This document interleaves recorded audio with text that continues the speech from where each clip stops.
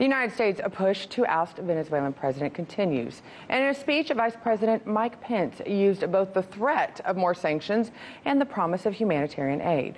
RT's Rachel Blevins has the details. Following months of increased sanctions against Venezuela, the Trump administration has announced that it plans to send a hospital ship to the region for the purpose of providing aid for Venezuelan refugees. I'm announcing that at President Trump's direction, the United States Navy will deploy the USNS Comfort to the Caribbean, Central America, and South America this June.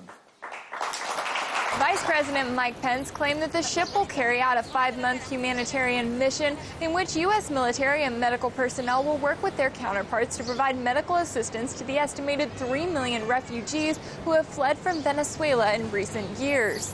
While Pence did not address the impact that around 150 U.S. sanctions on officials and businesses in Venezuela have had on the country's already struggling economy, he did threaten to increase the measures if the U.S. does not see more support for Guaido.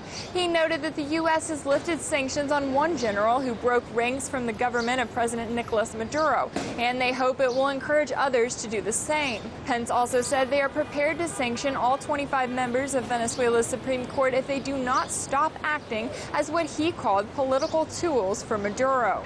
While his speech carried the promise of humanitarian aid and relief for those who support the opposition, Pence made it clear that the U.S. still intends to overthrow Maduro. The United States of America will continue to exert all diplomatic and economic pressure to bring about a peaceful transition of democracy in Venezuela.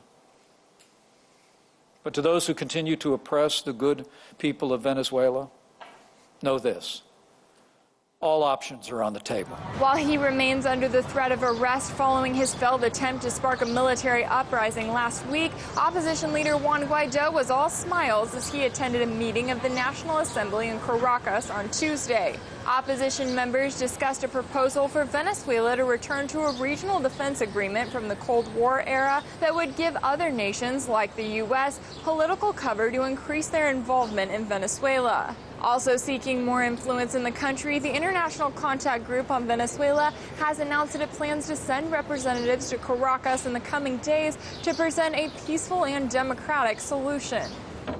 It is self-evident inside the country that the only way forward, the only way to unblock a stalemate in which the country clearly is to find a democratic, peaceful, political way forward that can be inclusive and that can respect the will of the Venezuelan people. While the U.S. has failed to convince Venezuela's military to turn against Maduro, its strategy of leveraging sanctions against officials who follow orders is sending its own message, as U.S. officials continue to claim that military action is on the table. In Washington, Rachel Blevins, RT. Hey YouTube, thanks for checking out our channel. We hope you enjoyed the video. We have tons of content for you just like this. For more of RT America's one-of-a-kind news and analysis, be sure to subscribe and never stop questioning more.